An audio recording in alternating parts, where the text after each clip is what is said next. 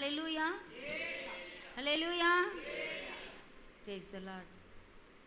கர்த்தருடைய பரிசுத்த நாமத்துக்கு மகிமை உண்டாவதாக.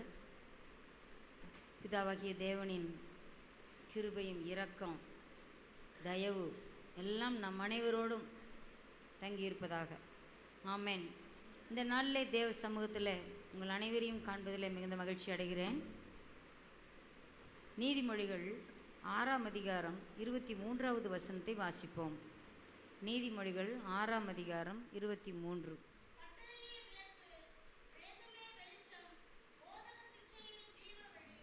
ஹல்லேலூயா.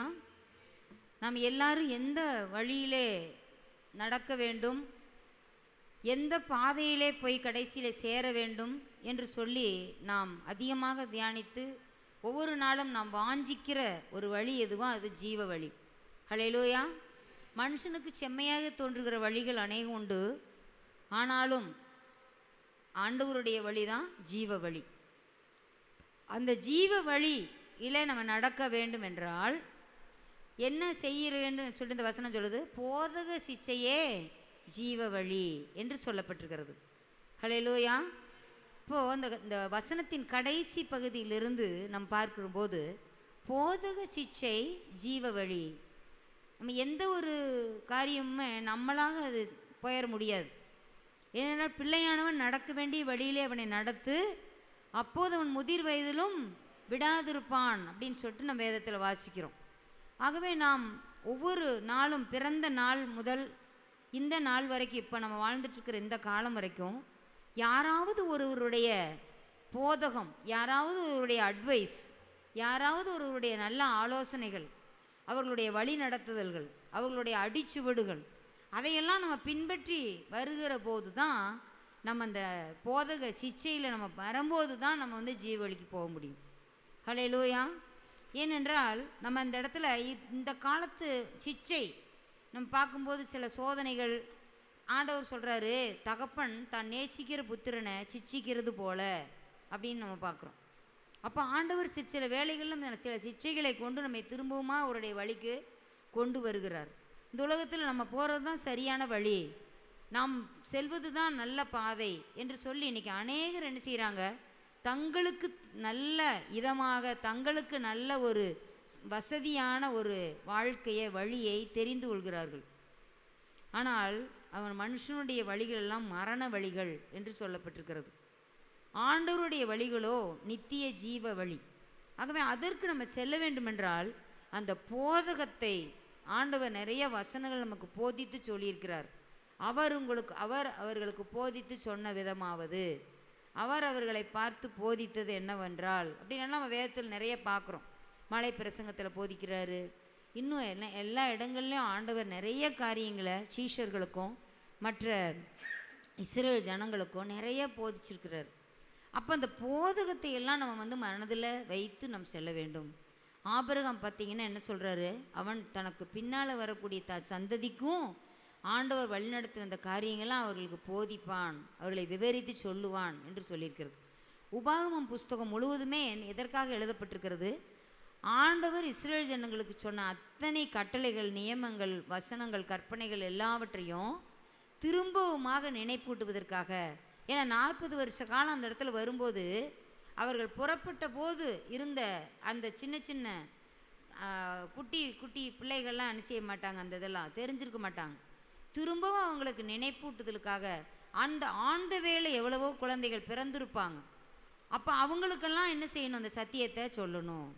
நீ நடக்கும் போதும், நீ உட்கார்ந்துருக்கும் போதும், நீ படுத்திருக்கும் போதும் அவைகளெல்லாம் உன் பிள்ளைகளுக்கு சொல்லு அப்படின்னு சொல்லியிருக்கு. அப்போ அந்த போதக சிச்சையை நம்ம என்ன செய்யணும், நம்ம கடைப்பிடித்து வரும்போது நம்ம ஜீவ வழியில் செல்ல முடியும். அடுத்து இந்த ஸ்டெப்ஸு பார்க்கும்போது வேதமே வெளிச்சம், வேதமே வெளிச்சம் என்று சொல்லி பார்க்குறோம். அப்போது அந்த ஜீவ வழியில் நம்ம நடக்கணும்னா நமக்கு என்ன வேணும், வெளிச்சம். வழியில் ஒரு இடத்துல நம்ம வழியில் போகும்போது அந்த வழியில் நல்லா வெளிச்சம் இருந்தால் தான் என்ன செய்வோம், நடப்போம். இருட்டில் நம்ம நடப்போமா, இருட்டில் போக மாட்டோம். அப்போது இருட்டில் போனோம்னா நம்ம வழியில் எங்கேயாவது கல்லோ எது இருந்தாலும் தெரியாது நமக்கு. நம்ம வழியில் போகும்போது அந்த ஜீவ வழியில் போகணுன்னா நமக்கு வெளிச்சம் தேவை. அந்த வெளிச்சம் எது கொடுக்குது? வேதமே வெளிச்சம். அந்த போதகம், நல்ல போதகம் எதுலேருந்து நமக்கு கிடைக்குது? வேதத்திலிருந்து தான் நமக்கு அந்த சத்தியம், போதகம் எல்லாமே நமக்கு வருது. அப்போது அந்த வேதமே நமக்கு வெளிச்சம் என்று சொல்லப்படுது. அந்த வேதத்தின் வெளிச்சத்தில் நம்ம நடக்கணும். சங்கீதம் 36:9 கூட நம்ம வாசிக்கும்போது, அவருடைய வெளிச்சத்திலே வெளிச்சம் காண்கிறோம் என்று அதில் சொல்லப்பட்டிருக்கிறது. அப்போது அந்த வெளிச்சம், அவர் நமக்கு வெளிச்சம் எப்படி நமக்கு கிடைக்குது? இப்போ நம்ம எல்லோரும் உட்காந்துருக்குறோம், நம்மளுக்கு வெளிச்சம் எங்கேருந்து கிடைக்குது?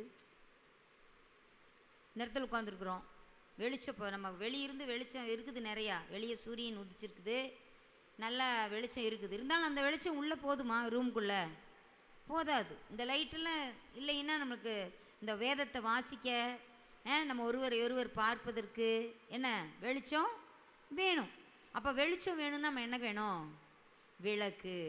ஹல்லேலூயா. அது ஃபஸ்ட்டு ஸ்டெப் சொல்லுது, கட்டளையே விளக்கு. அதுதான் விளக்கு. வேதம் வெளிச்சம், போதக சிச்சை ஜீவ வழி என்று நம்ம சொல்லப்பட்டிருக்கிறது.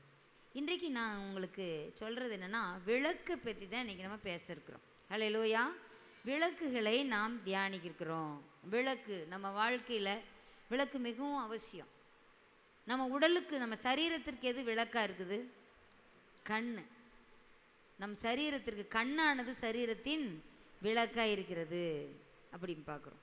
அப்போ அந்த விளக்கு எப்படி இருக்க வேண்டும் என்று சொல்லி நம்ம நல்லா நினைத்து வைக்கணும். கண், சிலர்லாம் பார்த்திங்கன்னா சொல்லுவாங்க, அருண்டவனுக்கு இருண்டதெல்லாம் பேயின்னு ஒரு பழமொழி சொல்லுவாங்க. பயந்தவனுக்கு எல்லாமே எதை கண்டாலும் பயமாக இருக்கும். சாதாரணமாக ஏதோ ஒன்று லேசாக அப்படி ஆடுனவே என்னதான் ஐயோ ஐயோ அப்படின்னு சொல்லிட்டு அதுக்கு கூட சின்ன ஒரு பயம் வந்துடும் அவங்களுக்கு. ஒரு சின்ன இருட்டை கண்டா பயம், கரண்ட்டு போயிடுச்சுன்னா பயம், ரோட்டில் போகும்போது பயம், யாராவது ஒருத்தர் பார்த்துட்டா பயம், எல்லாமே பயம் பயன்னே இருக்கும். அப்போ அந்த கண்ணில் பார்க்குறதெல்லாம் அவங்களுக்கு பயமாகவே தோன்றுது. இன்னும் சிலர்லாம் சொல்லுவாங்க, அவங்க இவங்க நான் அந்த பார்த்தேன், இவங்க பார்த்தா சரியில்லை, அவங்களுடைய பாதைகள்லாம் வித்தியாசமாக இருக்குது அப்படின்லாம் சிலர்லாம் சொல்கிறத பார்த்துருக்கோம். அப்போ என்ன சொல்லுவாங்க, உடனே நீ அவங்களுக்கு எந்த கண்ணாடி, நீ பச்சை கண்ணாடி போட்டு பார்த்தீங்கன்னா பச்சையாக தான் தெரியும், என்ன கலர் போட்டு நீ என்ன கலர் கண்ணாடி போட்டிருக்கிறோ அந்த கலரில் தான் அந்த காட்சியும் தெரியும் அப்படின்னு. அப்போ நல்ல கண்ணோட நம்ம ஒருத்தர் நல்ல கண்ணோட்டத்தோடு ஒரு பார்க்குற போது நம்மளுக்கு எப்படி இருக்கும்? நல்லவைகளாக தான் தெரியும், நல்லது மட்டும்தான் தெரியும். ஹல்லேலூயா. அப்போ நம்ம கண்ணானது சரீரத்தின் விளக்காக இருக்கிறதுனால அந்த விளக்கை நம்ம எப்படி பயன்படுத்துகிறோம்? அந்த விளக்கை கொண்டு நாம் எண்ணத்தை கவனிக்கிறோம். அந்த விளக்கு எந்தெந்த இடங்களிலெல்லாம் அது செலுத்தப்படுகிறது? நன்மையானவைகளை பார்க்கிறதா இல்லை தீமையை பார்க்கிறதா? அந்த கண்ணை வைத்து நம்ம என்ன செய்கிறோம்? சரீரத்தின் விளக்கு. அப்போ அந்த கண் வழியாகத்தான் என்ன செய்யுது? அநேக காரியங்கள் நம்ம இதயத்துக்கு போகுது, அநேக காரியங்கள் நம்ம மூளைக்கு போகுது. ரொம்ப ஜாக்கிரதையாக இருக்கணும். கண்ணே நீ காண்பது என்ன என்ன? ஏசப்பா மேலிருந்து தாழ உன்னை பார்க்கிறார், நீ கண்ணே நீ காண்பது என்ன என்ன என்று சொல்லி நம்ம அழகான ஒரு பாடல் உண்டு. அப்போது அந்த கண்களின் ஒளி இருதயத்தை பூரிப்பாக்கும், நற்செய்தி எலும்புகளை புஷ்டியாக்கும் என்று இன்னொரு இடத்துல நம்ம வாசிக்கிறோம். அப்போ கண்களின் ஒளி இருதயத்தை பூரிப்பாக்குகிறதா இருக்கணும். இருதயத்துக்கு சந்தோஷம் வரணும் இந்த கண்கள்னால். அப்போது நம்ம தேவையற்ற காரியங்களை நம்ம பார்த்துட்டு நம்ம என்ன செய்யுது? அப்படி கண்ணில் பார்க்குறது அப்படியே ஸ்கேன் பண்ணி என்ன பண்ணுது? நம்ம இதயத்தில் கண் பார்க்கறது இதயத்துக்கு போகுது. அப்புறம் அந்த இதயத்தில் என்ன செய்யுது? அது கொஞ்சம் அதையவே சில திங்க் பண்ணிகிட்டு இருக்குது. திங்க் பண்ணுறது எங்கே போகும்? பிரெயினில் ஸ்டோர் ஆகும். நம்ம சிபியு எப்படி கம்ப்யூட்டரில் சிபியு இருக்குதோ, கண்ட்ரோலிங் யூனிட் இருக்குதோ, அது மாதிரி நம்ம சரீரத்தினுடைய கண்ட்ரோலிங் யூனிட் எது? மைய செயலகம் நம்ம மூளை. சூப்பர் கம்ப்யூட்டர் நம்ம மூளை. எவ்வளோ ஃபோல்டர் வேணாலும் அதில் வைக்கலாம். ஆனால் நம்ம செல்லோ கம்ப்யூட்டர்லாம் பார்த்திங்கன்னா கொஞ்சம் நேரத்தில் என்ன ஆயிரும்? சில சமயம் வேலை செஞ்சுட்டே இருப்போம், சோர்வடைஞ்சிரும், வேலை செய்யாது, அப்படியே ஹேங் ஆயிரும். சில சமயம் ரெஃப்ரெஷ் கொடுக்கணும் அதுக்கு. ஆனால் நம்ம மூளை என்ன செய்யாது? ஒருபோதும் சோர்வே அடையாது. எவ்வளவு நம்ம திங்க் பண்ணாலும், எவ்வளவு நம்ம தியானம் பண்ணாலும், எவ்வளவு நம்ம படித்தாலும் நம்ம மூளை ஸ்டோர் பண்ணிக்கிட்டே வரும். அப்போ கண்ணில் நம்ம பார்க்குற ஒவ்வொரு காரியமும் நம்ம மூளையில் பதிவாகுது. சின்ன குழந்தைகளுக்கு அதுதான் நம்ம சின்னதுலேருந்தே சொல்லுவோம். அவங்களுக்கு நல்ல காரியங்களையே நம்ம அவங்களுக்கு கற்றுக் கொடுக்கணும். எந்த ஒரு காரியத்துலேயும் ஒரு வீடியோவோ எந்த ஒரு காரியமோ செல்லில் பார்க்குறது எல்லாமே சின்ன வயசுலேருந்தே அவங்களுக்கு நல்ல காரியங்களை தான் நம்ம கற்றுக் கொடுக்கணும் அப்படின்னு சொல்லிட்டு அதனால தான் சொல்கிறாங்க. அப்போ கண்ணில் இதை பார்க்குறதெல்லாம் நம்ம சப்கான்ஷியஸ் மைண்டில் பதிவாகும். நம்மளுடைய சப்கான்ஷியஸ் மைண்டில் பதிவாகிக்கிட்டே இருக்கும். அது ஏதாவது ஒரு நாள் அது அதனுடைய செயலை அது செய்ய இருக்கும். அது வரைக்கும் அமைதியாக இருக்கும். எப்படி டார்மண்ட் வல்கனோ மாதிரி, தூங்குகிற எரிமலை அப்படின்னு சொல்லுவாங்க. எஃபெக்டிவ் வல்கனோஸ், டார்மண்ட் வல்கனோஸ் அப்படின்ட்டு இருக்குது. டார்மண்ட் அப்படின்னு சொல்லும்போது பார்த்திங்கன்னா தூக்கம், சிறிய தூக்கம். வின்டர் ஸ்லீப், சம்மர் ஸ்லீப்னு விலங்குகளுக்கெல்லாம் சொல்லுவாங்க. ஆஸ்டிவேஷன் அப்படின்னு அதை சொல்லுவோம், ஹைபர்னேஷன் அப்படின்னு. அப்போ அந்த மாதிரியான சில சின்ன தூக்கத்தில் தான் அது பிள்ளைகள் காண்கிற அந்த சிறு வயசில் காண்கிறதெல்லாம் பதிவாயிட்டே வருது. ஆகவே நம்ம கண்களின் வெளிச்சம் எப்படி இருக்கிறது அப்படின்னு சொல்லிட்டு நம்ம ரொம்ப கவனமாக இருக்கணும். நம்ம கண்ணில் வேத வசனங்களை பிள்ளைகள் அதிகமாக வேதத்தை வாசித்து அதை பார்க்கும்போது அந்த வேத வசனங்கள் அப்படியே பிள்ளைகளுடைய இதயத்தில் பதிவாயிட்டே இருக்கும். நாமும் கூட எவ்வளவு நேரம் நம்ம வேதத்தை வாசிக்கிறோம்? ஏனென்றால் வேதம் இப்படியாக சொல்கிறது, கட்டளை தான் விளக்கு, வேதமே வெளிச்சம். அந்த வெளிச்சத்தில் நம்ம போய்கிட்டே இருந்தால் தான் அந்த போதகத்தை எப்படி ஆபிரகாம் என்ன சொல்லியிருக்கிறாரு, தாவீது என்ன சொல்லியிருக்கிறாரு. இப்போ நம்ம தாவீது சங்கீத தியானிக்கிறோம், ஒர்ஷிப்பில் அநேக காரியங்களை தியானிக்கிறோம், தனிப்பட்ட ஜீவியத்தில் தனி வேத வாசிப்பு பகுதியில் தியானிக்கிறோம், சபையாக சேர்ந்து தியானிக்கிறோம், குடும்பமாக தியானிக்கிறோம். எல்லா விதமான அந்த கட்டளைகள், கற்பனைகள், நியமங்கள், சாட்சிகள் எல்லாத்தையும் அந்த வெளிச்சத்தில், அந்த விளக்கில் இருக்கக்கூடிய வெளிச்சம்தான் நம்மளை பிரகாசிப்பி செய்யுது. மோசே ஆண்டவரோடு அப்படியே முகமுகமாக பேசிக்கிட்டே இருந்த நிமித்தமாக அந்த இடத்துல அவருக்கு என்ன கிடைச்சிது? 10 கட்டளைகளை ஆண்டவர் தந்தார். அந்த கட்டளைகள்ங்கிற விளக்கு தான் அந்த இடத்துல வெளிச்சமாக அவனுடைய முகத்தை மாற்றினது. ஹல்லேலூயா. அந்த கட்டளைங்கிற விளக்கு தான் அவனுடைய முகத்தில் வெளிச்சமாக பிரகாசித்தது. அவருடைய முகத்தை யாருமே பார்க்க முடியல, அவன் முக்காடிட்டு கொண்டான்னு பார்க்குறோம்.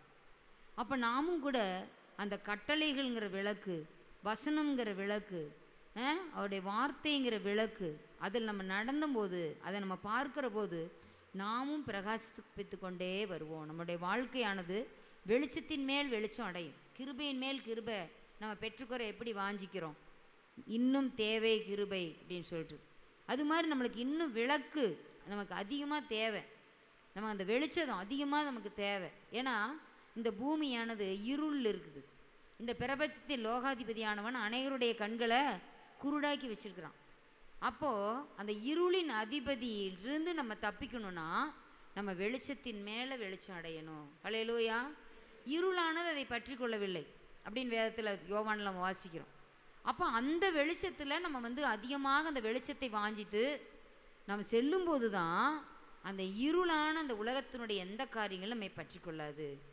பார்த்தீங்களா, அந்த ஏவாள் என்ன செஞ்சாங்க? அந்த கண், அந்த அந்த கனியானது பார்வைக்கு இன்பமாக இருந்தது, புசிப்புக்கு ஏற்றதாக இருந்தது என்று சொல்லி அதை பார்க்குறான் சாத்தான் சொன்னதுன்னையும்.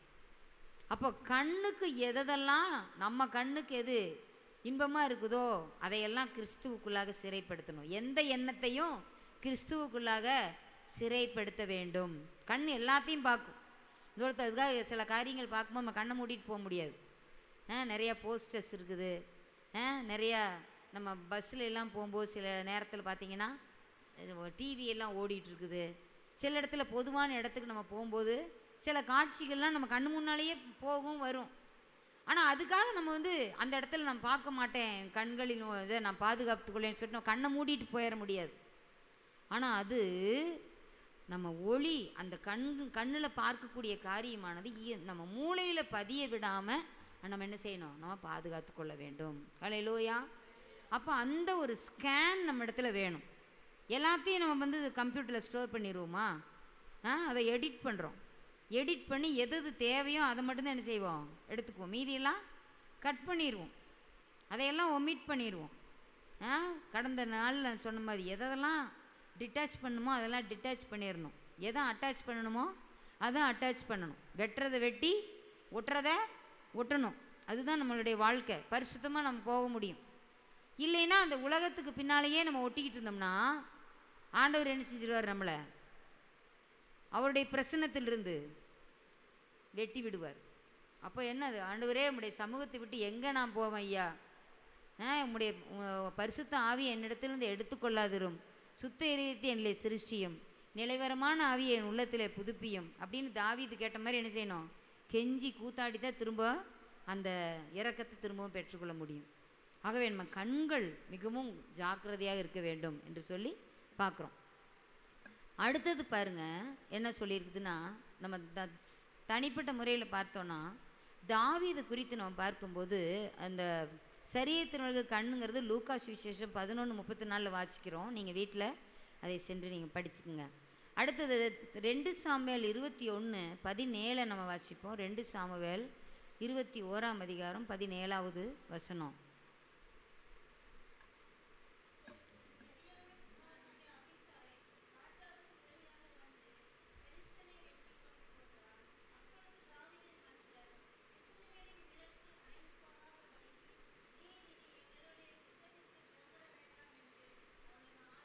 ஹல்லேலூயா. அப்போது நீர் இனிமேல் யுத்தத்துக்கு வர வேண்டாம், நீர் ஒரு இஸ்ரவேலுக்கு ஒரு விளக்காக இருக்கிறீரு, அதனால் நீங்கள் இனிமேல் என்ன செய்யாதீங்க, வர வேண்டாம். அப்போ நம்ம அந்த இருளான உலகத்தில் நம்ம வெளிச்சமாக இருக்கணும் அப்படின்னு சொல்லிட்டு இயேசு கற்பித்தார் ஒளி வீசவே அங்கும் எங்கும் எங்கும் பிரகாசிக்க அப்படின்னு சொல்லிட்டு நம்ம சின்ன குழந்தைகளுக்கும் சொல்லி கொடுக்குறோம். நீ தான் வெளிச்சம், நீ தான் பள்ளிக்கூடத்தில் நீ போகிற இடத்துல நீ தான் வெளிச்சம், அந்த இடத்துல இருக்கக்கூடிய பிள்ளைகளுக்கு நீ வெளிச்சத்தில் நடக்க கற்றுக்கொடு. வேலை செய்யும் ஸ்தலத்தில் நாம தான் வெளிச்சம், சிறு தீபம் போல ஒளி வீசுவோம், அங்கும் இங்கும் எங்கும் பிரகாசிப்போம் என்று சொல்லி நம்ம அழகாக சின்ன பாடலை பிள்ளைகளுக்கு கற்றுக் கொடுக்குறோம். அப்போ அந்த இடத்துல தாவீது பாருங்க, அவனை பற்றி சொல்லப்பட்டிருக்குது இஸ்ரவேலின் விளக்கு என்று சொல்லி. அடுத்து யோவான் அது பார்க்கும்போது என்ன சொன்னால், எரிந்து பிரகாசிக்கிற விளக்காக இருக்கிறார். யோவான் 5:35 அதை நம்ம வாசிக்கிறோம். எரிந்து பிரகாசிக்கிற விளக்கு. ஹல்லேலூயா. முதலாவதாக நாம் தியானம் பண்ணுறது எரிந்து பிரகாசிக்கிற விளக்கு.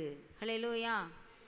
நம்ம இன்னைக்கு 7 விளக்குகளை குறித்து தியானிக்க இருக்கிறோம். முதலாவதாக எரிந்து பிரகாசிக்கிற விளக்கு.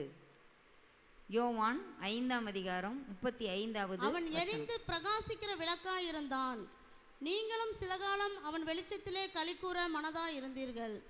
ஹல்லேலூயா.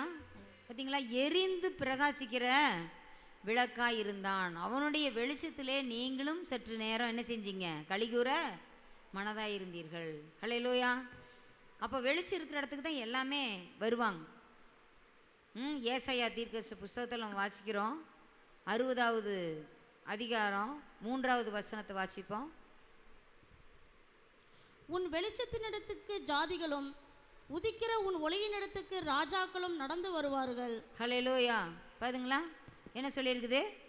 அந்த ராஜாக்கள் நடந்து வருவாங்க, வெளிச்சத்தை நோக்கி எல்லா ஜாதிகளும் கடந்து வருகிறாங்க. ஹல்லேலூயா. ஆகவே நாம் அப்படிப்பட்ட இந்த விளக்காய் நாம் இருக்கும்போது, பிரகாசிக்கிற விளக்காய் இருக்கும்போது, எரிந்து பிரகாசிக்கிற விளக்காய் இருக்கும்போது மாத்திரமே அந்த இடத்துக்கு எல்லோரும் வருவாங்க. இப்போ யோவான் அந்த இடத்துல யோர்தான் நதியில் நிற்கும்போது எல்லோரும் வந்தாங்களா இல்லையா அவனை நோக்கி? எங்கேயாவது அவன் நோட்டீஸ் அடித்து எங்கேயாவது ஒட்டினானா, இந்த இடத்துல யோர்தான் நதியில் இப்படியெல்லாம் இருக்குது, ஞான ஸ்நானம் கொடுத்துட்ருக்கிறாரு ஒருத்தர் அப்படின்லாம் யாருமே என்ன செய்யலை, சொல்லலை. எல்லாரும் அவனை நோக்கி அப்படியே வந்தாங்க. எல்லாரும் அவ்வளோ பேர் அவங்க வர்றாங்க. அப்போ பாருங்கள் அந்த இடத்துல என்ன சொல்லியிருக்குது, அவங்க எல்லாரும் அந்த இடத்துல வர்றாங்க. மத்தேயு சுவிசேஷம் 3ஆம் அதிகாரத்தில் நம்ம பார்த்தோம்னா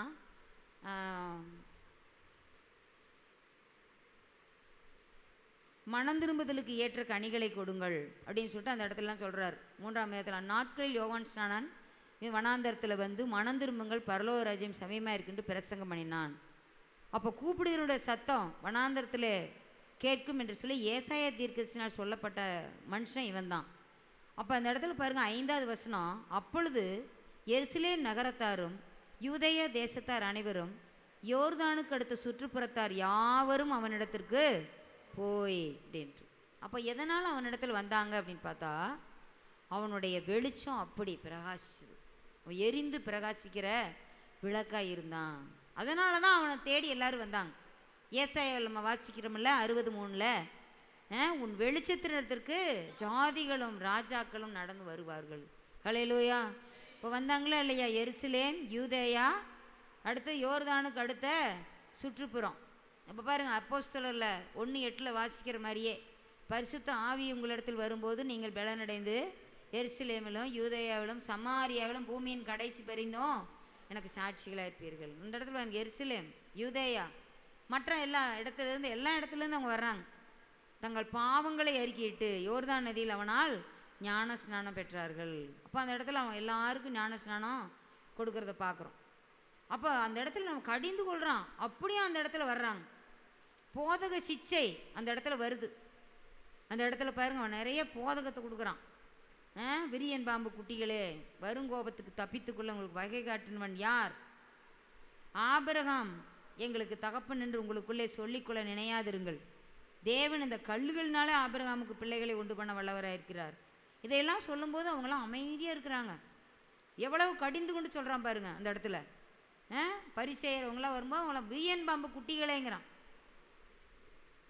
அப்போது அடுத்தது பாருங்க என்ன சொல்கிறார்? கோடரியானது மரங்களின் வேறருகே வைத்திருக்கிறது, ஆகையால் நல்ல கனி கொடாத மரமெல்லாம் வெட்டுண்டு அக்கினியிலே போடப்படும். மனம் திரும்புதலுக்கென்று நான் ஜலத்தினால் உங்களுக்கு ஞானஸ்நானம் கொடுக்கிறேன் அப்படின்னு சொல்லிட்டு அந்த இடத்துல எல்லாம் அப்படியே சொல்லிக்கிட்டே வர்றாரு.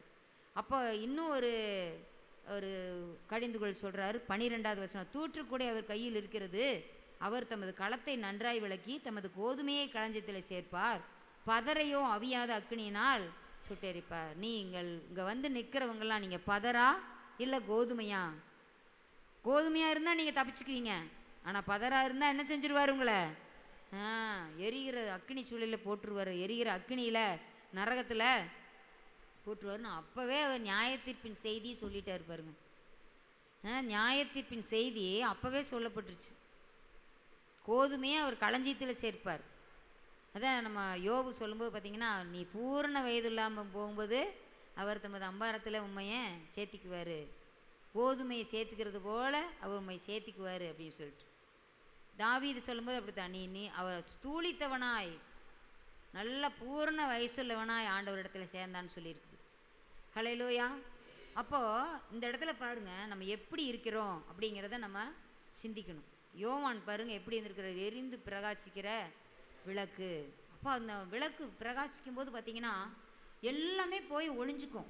வெளிச்சம் அடிக்கும்போது பார்த்திங்கன்னா ஒரு இடத்துல ஏதாவது ஒரு விஷப்பூச்சியோ ஏதாவது ஒரு காரியங்கள் இருக்குதுன்னு வைங்க, நம்ம லைட் அடிச்சோம்னா என்ன செய்யுது? போய் ஒளிஞ்சுக்கும், நிற்காது. அந்த இடத்துல அது நிற்கவே நிற்காது. அது அப்படியே போய் வேகமாக போய் ஒளிஞ்சுக்கும். கல்லுக்குள்ளேயோ முள்ளுக்குள்ளேயோ வேகமாக ஓடி போய் என்ன செய்யும்? அது போய் ஒளிஞ்சுக்கும்.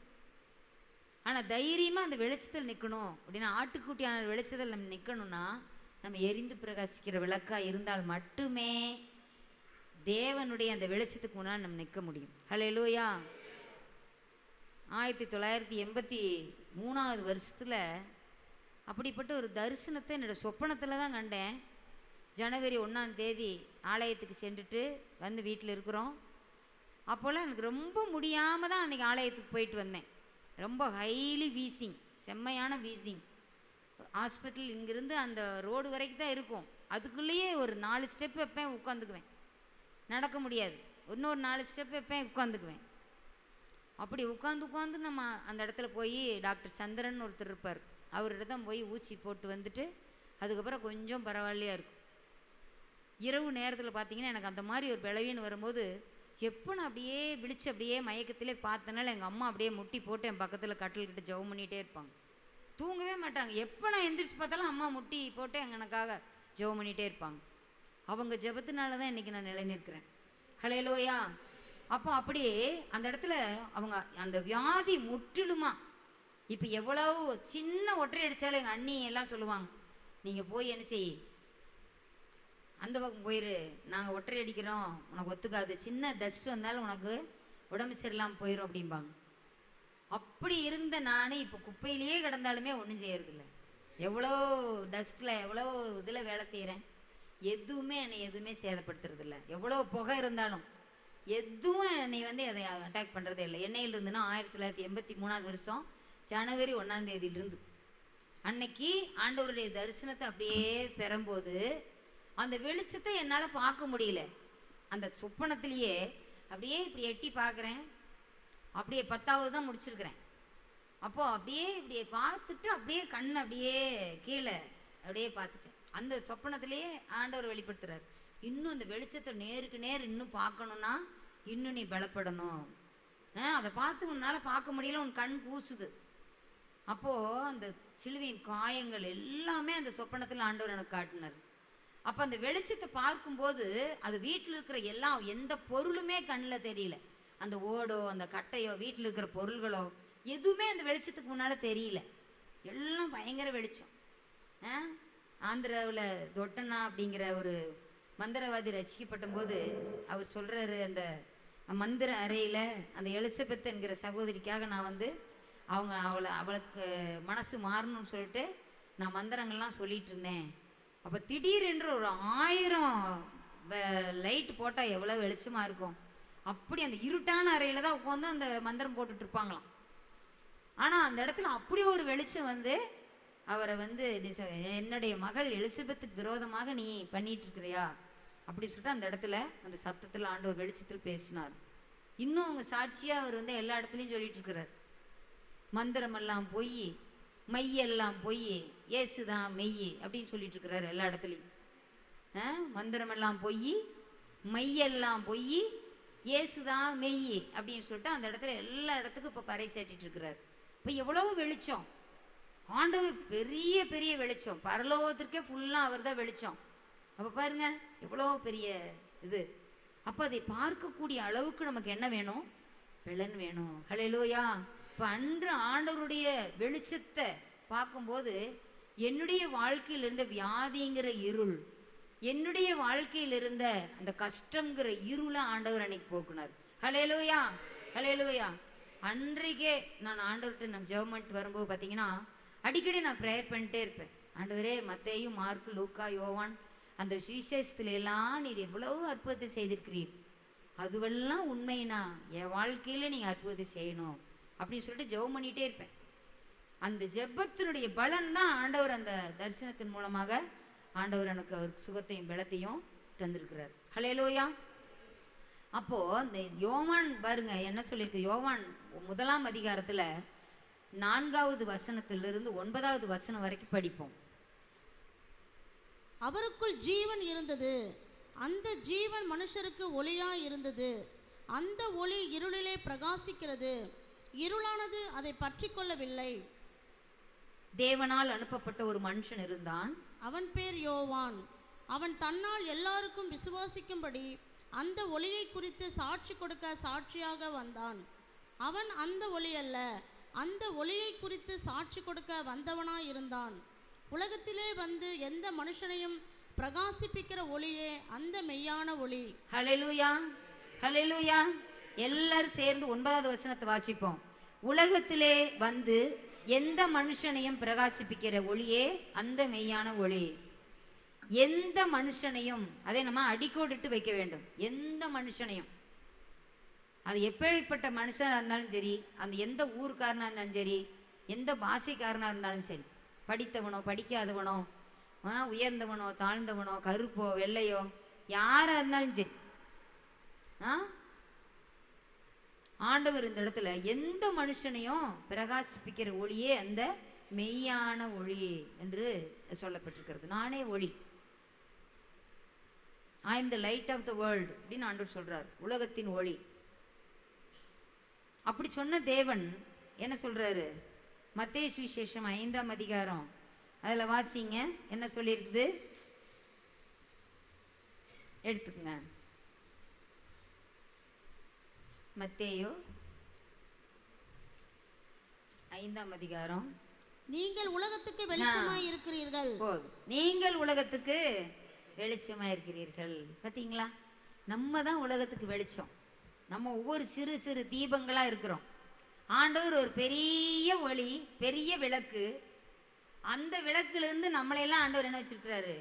சின்ன சின்ன விளக்குகளாக அங்கங்கே வச்சிருக்கிறாரு. ஹல்லேலூயா. நம்மளுடைய வாழ்க்கையில் இருந்த பாவ இருள், சாப இருள், வியாதிங்கிற இருள், எல்லா இருளையும் போக்கி நம்மளை ஆண்டவர் சின்ன சின்ன விளக்குகளாக வச்சிருக்கிறாரு. ஹல்லேலூயா. அப்போ நம்ம என்ன செய்யணும் அப்படின்னு பார்க்கும்போது, எப்படி யோவான் எப்படி தன்னுடைய விளக்குல, அவனுடைய எழுந்து பிரகாசிக்கிற விளக்கு, அவனுடைய வெளிச்சத்துல சிறிது காலம் நீங்களும் அதுல என்ன சொல்லியிருக்குது, மனதா இருந்தீர்களே அப்படின்னு சொல்லிட்டு, இருக்க விருப்பம் கொண்டீர்களே என்று சொல்லி அந்த இடத்துல சொல்லியிருக்குது. நீங்களும் சில காலம் அவன் வெளிச்சத்திலே கழிகூற மனதா இருந்தீர்கள். இப்ப நம்ம கூட இருக்கிறவங்க கழிகூறுதல இருக்கிறாங்களா? நம்ம போற இடத்துல சந்தோஷம் காணப்படுதா? பாருங்க, அவனுடைய விளக்கு வெளிச்சத்துல எல்லாரும் கழிகூர்ந்தாங்களாம். சில காலம் கழிகூற மனதா இருந்தீர்கள். அப்போ நம்ம ஆண்டவருடைய சமூகத்துக்கு வரும்போது நம்ம கழிகூறுறோம். நம்ம எங்கு சென்றாலும் எங்கு வந்தாலும் நாம் உயிரோடு இருக்கிற காலம் வரைக்கும் நம்ம கூட இருக்கிற ஜனங்கள் எல்லாம் கழிகூறுதலாக தான் இருக்கணும். ஹல்லேலூயா. நம்ம கழிகூறுதலுக்கு காரணிகளாக இருக்க வேண்டுமே ஒழிய கலக்கத்துக்கு காரணங்களாக இருக்கக்கூடாது. நாம் இருக்கிற இடத்துல கழிகூறுதல் தான் காணப்படணும், கலக்கம் காணப்படக்கூடாது, கண்ணீர் காணப்படக்கூடாது. சில காலம் எப்படி யோவான் ஸ்நானனுடைய பிரகாசிக்கிற அந்த விளக்குல எல்லாரும் கழிகூர்ந்தார்களோ அதுபோல நாமும் கழிகூற வேண்டும், கழிகூற செய்ய வேண்டும். ஹல்லேலூயா. இரண்டாவதாக நாம் பார்க்கிறது என்னன்னா, குணசாலியான ஸ்திரீயின் விளக்கு. நீதிமொழிகள் 31:18. நீதிமொழிகள் 31:18. அணையாத விளக்கு. என்ன விளக்கு? அணையாத விளக்கு. இரவிலே அவள் விளக்கு அணையாதிருக்கும் என்று சொல்லப்பட்டிருக்கிறது. இதுல நாம் பார்க்கிற போது என்னன்னா, இரவிலே அவள் விளக்கு அணையாதிருக்கும்னா, அந்த இரவு சொல்ற இரவில் மட்டுமல்ல, இந்த இருளான உலகத்துல எல்லாமே இருள் தான். இதோ இருள் பூமியையும் காரிருள் ஜனங்களையும் மூடும், ஆனாலும் உன்மீது கர்த்தர் உதிப்பார். ஹல்லேலூயா. ஆகவே அப்படிப்பட்ட இருள் நிறைந்த இந்த உலகத்துல அந்த குணசாலியான ஸ்திரீயின் விளக்கு எப்படி இருந்துதான்? அணையாத விளக்கு. ஹல்லேலூயா. எல்லாரும் அவங்க வாழ்க்கையில எங்குமே ஒளியே இல்லை, ஆனா அந்த குணசாலிய ஸ்திரீயின் வீட்டுல மட்டும் என்ன இருக்குது? விளக்கு அப்படியே எரிந்துட்டு இருக்குது. ஹல்லேலூயா. இப்ப இருள் அந்த இடத்துல அவ வாழ்க்கையில இருளே இல்லை, பகல்லையும் வெளிச்சம்தான், இரவுலையும் வெளிச்சம்தான். ஹல்லேலூயா.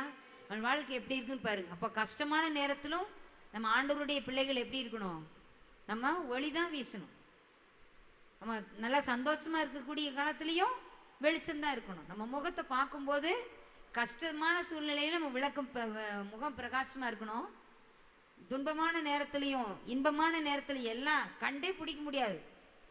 சொல்லுவாங்க, எவ்வளவு கஷ்டமா இருந்தாலும் அவங்க ஃபேஸ்ல ஒரு சோர்வையே காண முடியல. ஆண்டவரே இயேசு கிறிஸ்து பாருங்க, சிலுவையில் கடைசி வரைக்குமே ஒரு முகம் எப்படி பிரகாசமா தான் இருந்தது. ஹல்லேலூயா. அப்போ நம்மளுடைய வாழ்க்கையிலும் கூட இப்போ இவர் ஸ்தேவான் பாருங்க, அவன் முகம் எப்படி பிரகாசித்துன்னு எழுதியிருக்குது அப்போஸ்தலர்ல. தேவதூதனுடைய முகம் போல இருந்துதான். அவன் முகம் எப்படி இருந்துச்சான்? தேவதூதனுடைய முகம் போல இருந்தது. ஹல்லேலூயா. ஆகவே நம்ம ஆண்டவரை சந்திக்கும் போது ஆண்டவருடைய பிள்ளைகளுடைய முகம் பிரகாசிக்கும்.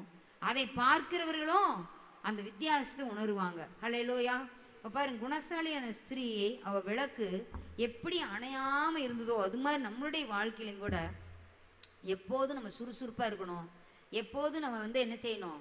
பிரகாசித்து கொண்டே இருக்கணும். அவள் இருட்டோட எழுந்து தன் வீட்டாருக்கு ஆகாரம் கொடுத்து தன் வேலைக்காரர்களுக்கு படி அளக்கிறாள் அப்படின்னு அவளுடைய எல்லாத்தையும் சொல்லிட்டு என்ன சொல்லு, வியாபாரம் பிரயோஜனம் என்று அறிந்திருக்கிறாள். இரவிலே அவள் விளக்கு அணையாதிருக்கும், தன் கைகளை ராட்டினத்தில் வைக்கிறாள், விரல் கதிரை பிடிக்கும்.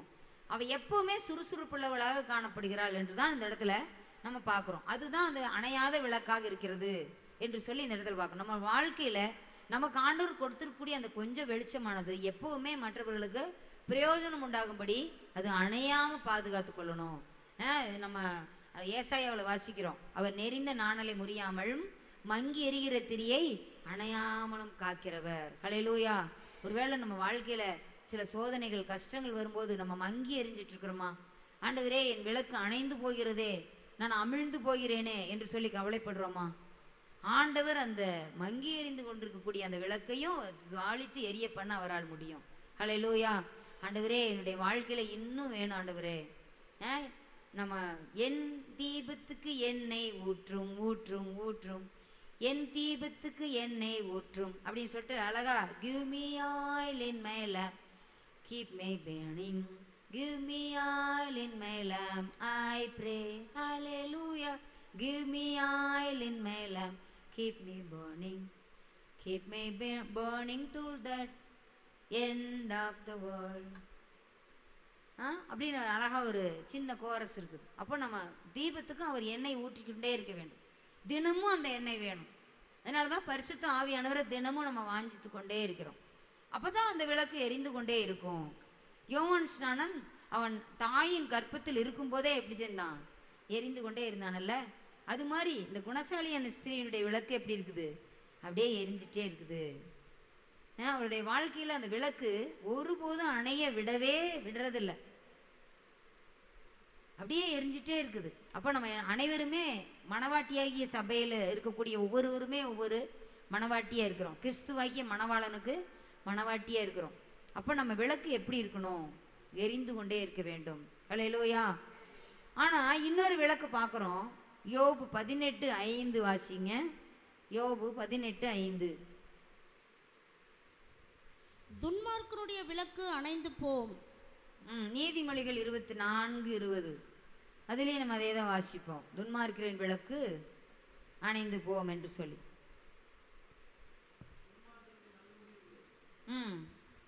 துன்மார்க்கனுக்கு பார்த்தீங்களா? அவனுடைய வாழ்க்கையில் நீதிமான்களுடைய வெளிச்சம் எப்படி இருக்குன்னு சொல்லியிருக்குது. நீதிமான்களுடைய விளக்கு எரிஞ்சிட்டே இருக்கிறதுனால அவனுடைய வெளிச்சம் எப்படி இருக்குமா? நடுப்பகல் வரைக்கும் பிரகாசிக்கிற சூரிய பிரகாசம் போல் இருக்கும். அப்படியே வளர்ந்துக்கிட்டே இருக்கும். காலையில் இருந்த வெளிச்சத்தை போல் இல்லை. காலையில் கொஞ்சம் இதமாக இருக்கும். காலை வெயிலில் நம்ம நின்னா கூட நம்மளை ரொம்ப பாதிக்காது. ஆனால் அப்படியே வர வர உச்சி வெயில் எப்படி இருக்கும்? பயங்கரமான சூடாக இருக்கும்.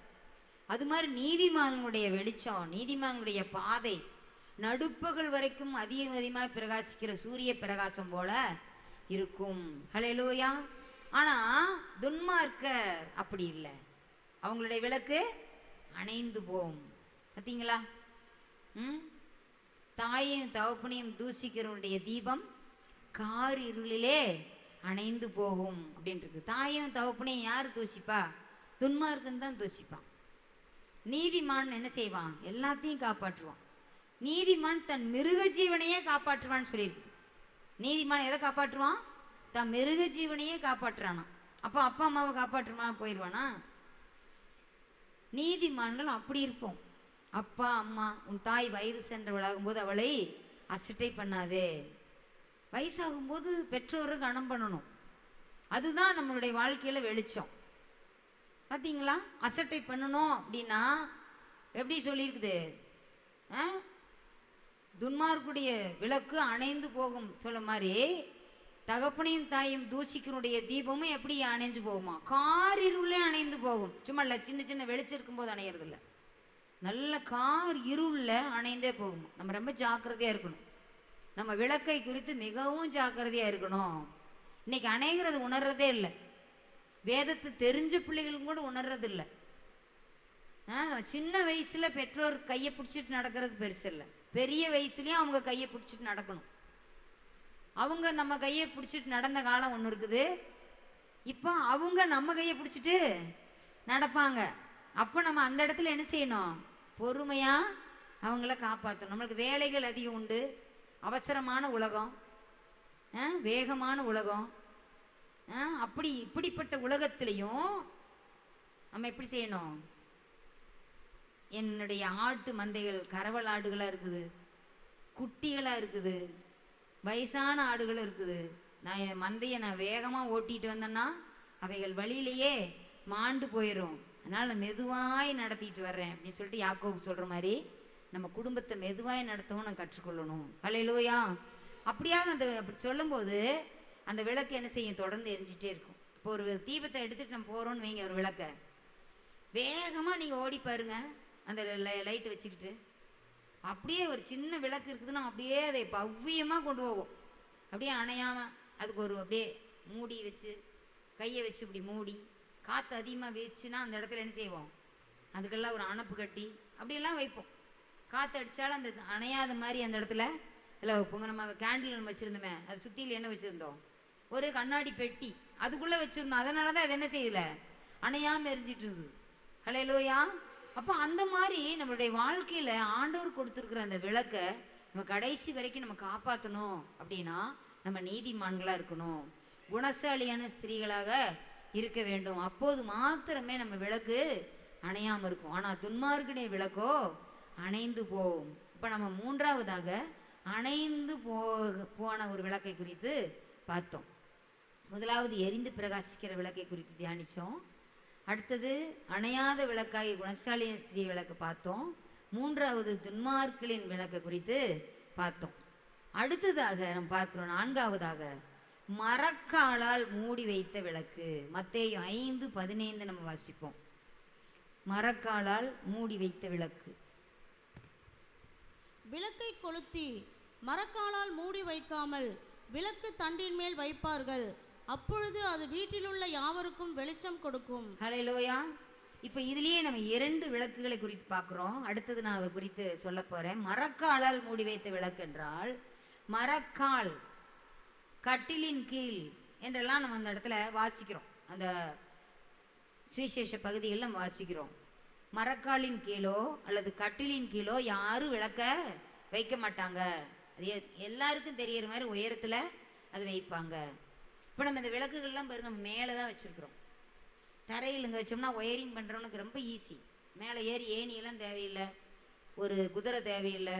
இங்கே ஒயரிங் பண்ணுறதுக்கு ஏதாவது வேணுமா, மேலே மாட்டுறதுனால தான் அவங்க நின்று வேலை செய்கிறதுக்கு நமக்கு தேவை.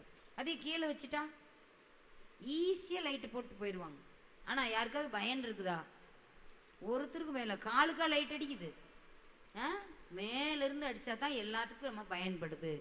அது மாதிரி நம்ம விளக்கு எப்போவுமே எப்படி இருக்கும், மலையின் மேல் இருக்கிற பட்டணம் மறைந்திருக்க மாட்டாது.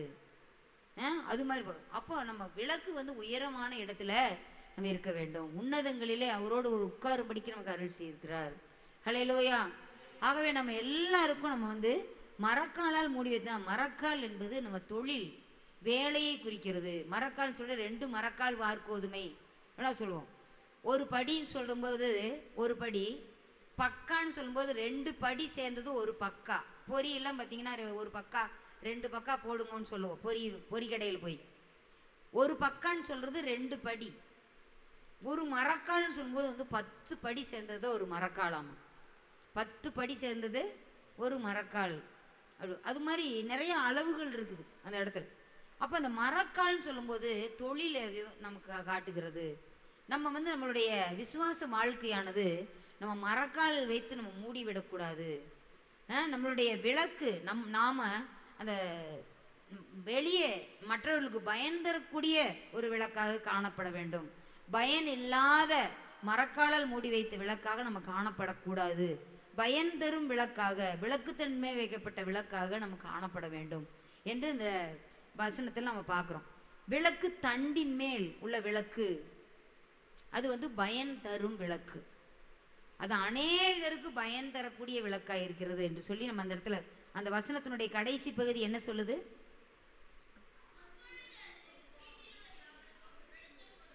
அப்பொழுது அது வீட்டில் உள்ள யாவருக்கும் வெளிச்சம் கொடுக்கும். அது நமக்கு அதன் மூலமாக நமக்கு ஒரு பயன் யூஸ்ஃபுல்லாக இருக்குது. ஆனால் மரக்காலில் வைத்து மூடிட்டோம் இல்லை கட்டில் கடையில் வச்சிட்டோம்னா என்ன செய்யாது, வெளிச்சம் மற்றவங்களுக்கு எல்லாத்துக்கும் வராது.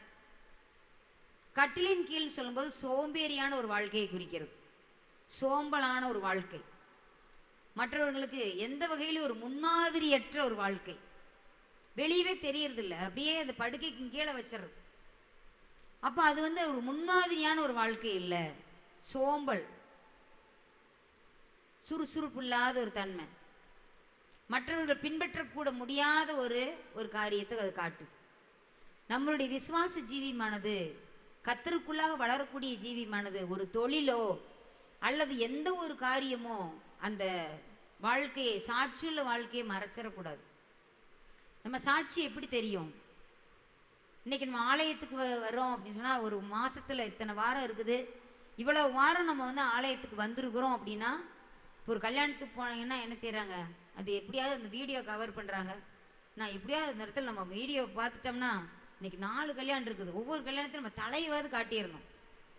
அந்த வீடியோ கவரேஜில் நம்ம வந்துட்டோம்னாவே அந்த கல்யாண வீட்டுக்காரங்க நம்ம வந்தோன்னு நினச்சிருவாங்க. இன்னைக்கு நம்ம இப்போ வீடியோ கவரேஜ் ஆண்டவர் எடுத்துக்கிட்டே இருக்கிறாரு இங்கிருந்து. இன்னைக்கு யாரெல்லாம் நம்ம வீடியோ கவரேஜில் நம்ம இருப்போம் அப்படிங்கிறத நம்ம பார்க்கணும். இன்னைக்கு நம்ம வந்தால் தான் நம்ம வீடியோ கவரேஜில் ஆண்டவர் எடுக்கிற படத்தில் நமக்கு தெரியும். இல்லைன்னு என்ன செய்ய மாட்டார், அட்டண்டன்ஸ் போட மாட்டார்.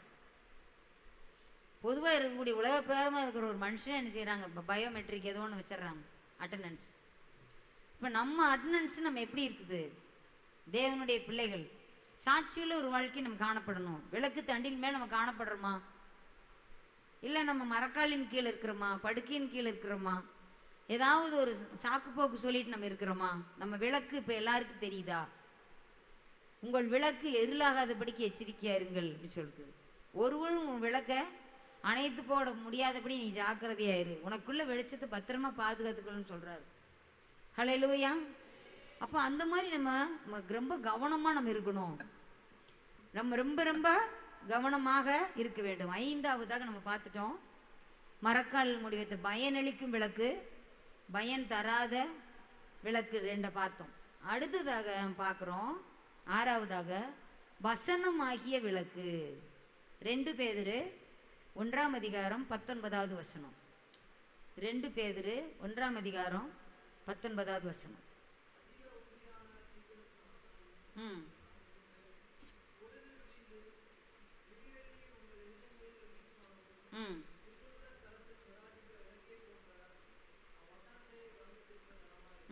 இருளுள்ள ஸ்தலத்தில் பிரகாசிக்கிற விளக்கை போன்ற அவ்வசனத்தை கவனித்து இருப்பது நலமாயிருக்கும். வசனம் தான் நமக்கு வெளிச்சம். உம்முடைய வசனம் என் கால்களுக்கு தீபமும் என் பாதைக்கு வெளிச்சமா இருக்கிறது. சங்கீதம் 119 105 நம்ம வாசிக்கிறோம். நம்ம இந்த வசனம் இந்த புல்பீட்டில் அங்கே இந்த வசனம் போட்டிருக்கிறாங்களா? சாம்ஸ் 119 105. அப்போது சில சமயங்கள் என்ன செய்கிறோம், இந்த கிருபையை போக்கடிக்கிற மாதிரி நம்ம வாழ்க்கையில் சில சமயம் நம்ம நடந்துக்கிறோம். அப்படி இருக்கக்கூடாது. இருளை போக்குகிற அந்த திருவசனமாகிய ஞானப்பாலை நம்ம அண்டிக் கொள்ள வேண்டும்.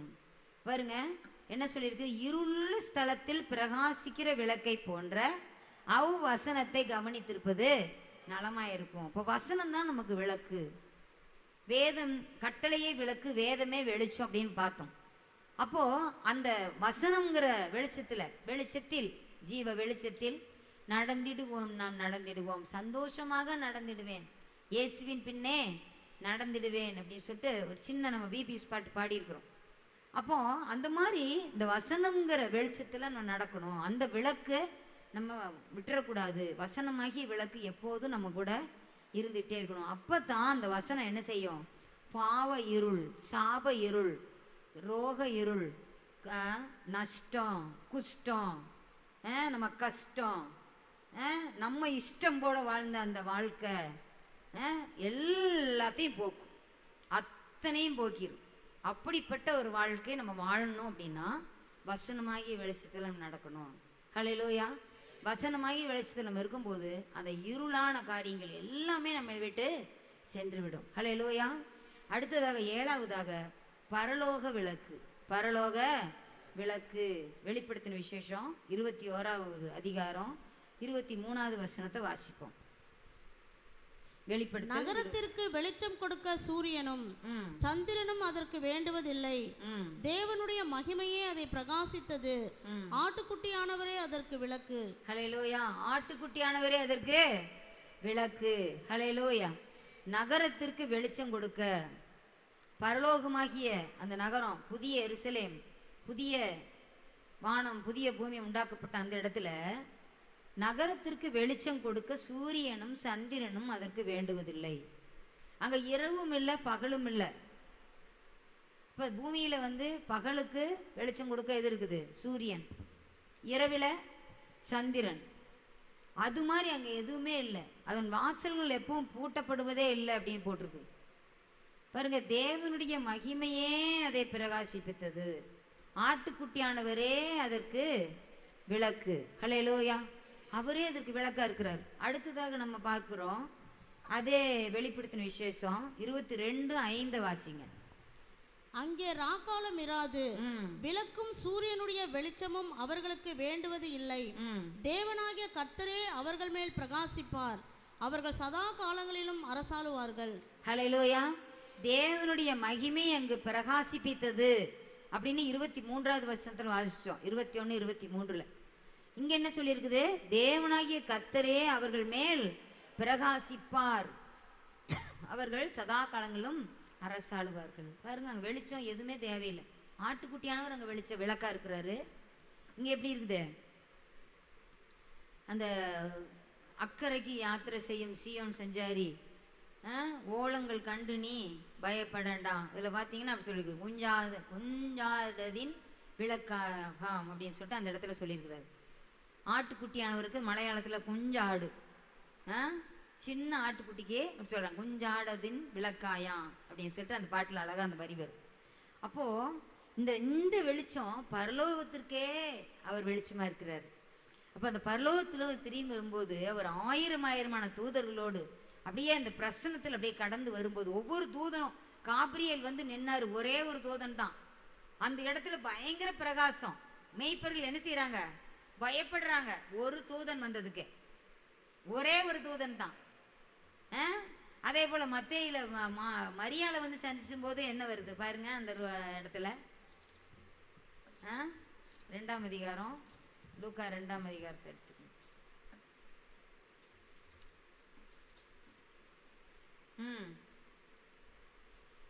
அவள் இருந்த வீட்டில் தேவதூதன் பிரவேசித்து, கிருபை பெற்றவளே வாழ்க அப்படின்னு சொல்லிட்டு அந்த இடத்துல சொல்றார். அப்போ அந்த இடத்துல நம்ம பார்க்கிற போது பார்த்தீங்கன்னா பெரிய அந்த மகிமை அந்த இடத்துல அது பிரகாசிக்கிறத நம்ம பார்க்குறோம். பாருங்க 2ஆம் அதிகாரம் 9வது வசனத்தில் பாருங்க. அவ்வேளையில் கர்த்தருடைய தூதன் அவர்களிடத்தில் வந்து நின்றான், கர்த்தருடைய மகிமை அவர்களை சுற்றிலும் பிரகாசித்தது, அவர்கள் மிகவும் பயந்தார்கள். ஹல்லேலூயா. ஒரே ஒரு தூதன் வந்து நிற்கும் போதே அந்த இடத்துல பயப்படுற அளவுக்கு வெளிச்சம், அந்த மகிமை இப்படியே பிரகாசிக்குது. அப்போ கோடான கோடி தேவதூதர்களோடு அவர் தமது மகிமையிலே வரும்போது எப்படி இருக்கும்? அந்த மகிமை முன்பாக நம்ம நிற்கணும்னா நம்ம எப்படி இருக்கணும்? அதைத்தான் சொல்லியிருக்குது. நாம் ஒவ்வொரு நாளும் மறுரூபமாகிக்கிட்டே இருக்கணும், ஒவ்வொரு நாளும் மறுரூபமாகணும். நம்மளுடைய நடைமுறை பாவனைகள், பேச்சுக்கள், எண்ணங்கள், செயல்கள் எல்லாம் மறுரூபமாகணும். பவுல் சொல்றாரு, என்னை போல் ஆகுங்கள் அப்படின்னு. அவரை போல் ஆகும்போது எப்படி இருக்கிறாங்களாம்? அவர் தேவனை போல அவர் மாறிக்கொண்டே இருந்தார் அவருடைய வாழ்க்கையில். அது மாதிரி நம்மளுடைய வாழ்க்கையிலையும் மகிமை மேல் மகிமை நம்ம அடையும் போது நம்ம அந்த சிங்காசனத்துக்கு முன்னால் நிற்க திராணி உள்ளவர்களாக இருப்போம். இல்லைன்னா அந்த வெளிச்சத்துக்கு முன்னால் நம்ம நிற்க முடியாது, கண்டிப்பாக நிற்க முடியாது. ஆகவே அந்த விளக்கு நம்ம விளக்கு வந்து ஒவ்வொரு நாளும் ஜுவாலிச்சு எரியற விளக்காக காணப்பட வேண்டும், எரிந்து பிரகாசிக்கிற விளக்காய் காணப்பட வேண்டும். நம்ம இன்னைக்கு வந்து சுவிசேஷம் சொல்லுகிறதற்கு நம்ம எங்குமே நம்ம வந்து போக வேண்டிய அவசியமே இல்லை. அந்த வெளிச்சத்தின் இடத்துக்கு அவர்கள் நடந்து வருவார்கள், கடந்து வருவார்கள். இன்னைக்கு அநேகர் வந்து ஜெபமெண்ட் போனாலும் ஏதோ அந்த நேரத்தில் கொஞ்சம் வந்து எப்படி பக்கத்து வீட்டில் வந்து எப்படி அந்த தீ தணலை வந்து கொஞ்சம் வாங்கிட்டு போகிறாங்க பாருங்க, அந்த மாதிரி கொஞ்சம் ஜெபம் பண்ணிட்டு போகிறாங்களே வெளிய அந்த விளக்கு நமக்கு நிரந்தரமாக வேணும்னு நினைக்கிறதே இல்லை. அந்த விளக்கு நம்ம நிரந்தரமாக நம்ம வீட்டில் எடுத்துக்கொள்ளணும் அப்படின்னு நினைக்கிறது இல்லை. ஆண்டவர் தந்த ஜீவனானது கர்த்தர் தந்த தீபமாக இருக்கிறது. அது உள்ளத்தின் உள்ளவைகளெல்லாம் ஆராய்ந்து பார்க்கும். ஒரு இடத்துல நம்ம வந்து ஒரு இடத்துல போய் ஏதோ ஒன்று தேடணும் பிடிக்கணும்னு இருக்குதா, அந்த இடத்துல இந்த தீபம் ஒன்று வேணும். அந்த காணாமல் போன காசு தொலைச்ச என்ன செஞ்சா, விளக்கை கொளுத்தி எல்லா இடத்துலையும் என்ன செஞ்சா, தேடி பெருக்கி சுத்தம் பண்ணி பார்த்தான். அப்போ அந்த காசை கண்டுபிடிச்சாங்க. அது மாதிரி ஆண்டவர் நமக்கு தந்த ஜீவனானது உள்ளத்தில் இருக்கிறதெல்லாம் ஆராய்ந்து பார்க்குதான் பாருங்க. அதை தான் தாவீது சொல்றாரு, என்னை உள்ளந்திரியங்களை என்னை ஆராய்ந்து அறிந்திருக்கிறீர். பார்த்தீங்களா? நம்ம உள்ளத்தை ஆண்டவர் பார்க்கிறார், மனுஷன் முகத்தை பார்க்கிறான், ஆனால் ஆண்டவரோ உள்ளத்தை பார்க்கிறார். எதன் வழியாக பார்க்கிறார்? அவர் தந்த ஜீவனாகி அந்த ஜீவனை கொண்டு தான் ஆராய்ந்து பார்க்கிறார். ஆண்டவரே நான் பாவம் செய்தேன். ஏசாயா சொல்றாரு, அசுத்த உதடுள்ள மனுஷன், ஐயோ அவர் சர்வ வல்லவர், என் கண்கள் கண்டதே, நான் அதமானேன் அப்படிங்கிற அந்த இடத்துல. அப்போ அந்த மாதிரியான ஒரு ஒரு நொறுக்குதல் நமக்கு வரணும். அந்த மாதிரியான ஒரு பாவ உணர்வு நமக்கு வரணும். அப்போ அப்படி வரும்போது மாத்திரமே ஆண்டவர் நம்மை பயன்படுத்த முடியும். ஹல்லேலூயா. நம்ம வெளிச்சத்தின் மேலே வெளிச்சம் போய்கிட்டே இருக்கணும். அந்த வெளிச்சத்தில் கொண்டு வந்து நிறுத்துவார். அந்தரங்கமான காரியங்களை தேவன் என்ன செய்வார்? வெளியரங்கமாக கொண்டு வந்து நிறுத்துவார். தேவனுக்கு விரோதமான மறைபொருள் ஒன்றுமே இல்லை. அவருக்கு முன்பாக சகலமும் நிர்வாணமாக இருக்கிறது என்று வேதத்தில் பார்க்குறோம். நம்ம எதையுமே நம்ம ஹைடு பண்ணி வைக்கவே முடியாது. எதையுமே நம்ம ஹைடு பண்ண முடியாது. நம்ம டெலீட் பண்ணுற காரியம் கூட ஆண்டவர் கொண்டு வந்து நிறுத்துவார். சாதாரணமாக கண்டுபிடிச்சிருக்கிற செல்ஃபோன்லேயே ரீசைக்கிள் பின் வச்சுருக்கிறான். எப்போ வேணாலும் அதுலேருந்து எடுத்து பார்க்குறாங்க. அப்போ ஆண்டவர் அதை விட பெருசு வச்சுருப்பாரா இல்லையா? எல்லாத்தையும் படம் போட்டு காட்டுவார். அதனால் நம்ம ரொம்ப ஜாக்கிரதையாக இருக்கணும். மனுஷனுக்கு முன்பாகவும் யோக்கியமானதாக இருக்கணும், தேவனுக்கு முன்பாக யோக்கியமானவைகளை நம்ம செய்யணும். அதுதான் நம்ம வெளிச்சம், அதுதான் விளக்கு. நம்ம வேற ஒன்றும் நம்மளுக்கு விளக்கு இல்லை. நம்மளை பார்க்குறவங்க எப்படிப்பட்டவங்களா இருக்கிறாங்க அப்படின்னு சொல்லிட்டு நம்ம பார்க்கணுன்னா நம்ம விளக்கு எப்படி இருக்கணும்? பிரகாசிக்கிற விளக்காக இருக்கணும். நம்ம விளக்கு பிளேம்லெஸ்ஸாக இருக்கணும். என்ன இந்த விளக்கு குறித்து நம்ம பார்த்தோம்னா என்ன சொல்லியிருக்குதுன்னா, விளக்கு தண்டு, அதில் ஒரு கிண்ணம் இருக்கும், அதில் ஒரு திரி வச்சுருப்பாங்க, எல்லாம் சேர்ந்து தான் என்ன செய்யும்? எரியும்.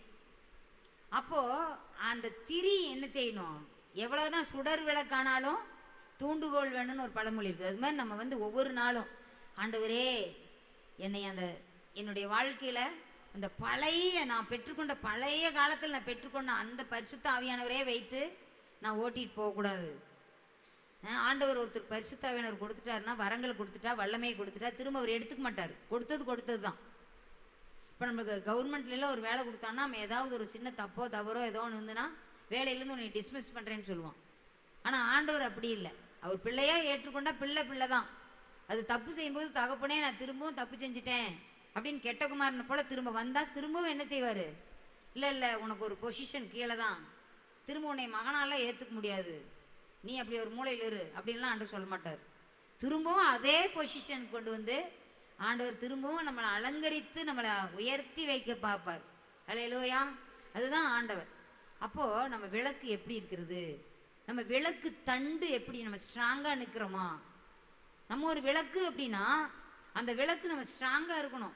கர்த்தருடைய காரியங்களில் ஒளிவு மர கன்றுகளை போல் இருக்கிறோம்னு சொல்லிட்டு, ஒளிவு மரம் எதை குறிக்குது? ஒளிவ எண்ணெய், தைலம், அபிஷேகிக்கும் தைலம், தேவனுடைய சமூகத்து தூபத்துக்கு ஊற்றக்கூடிய ஆயில்.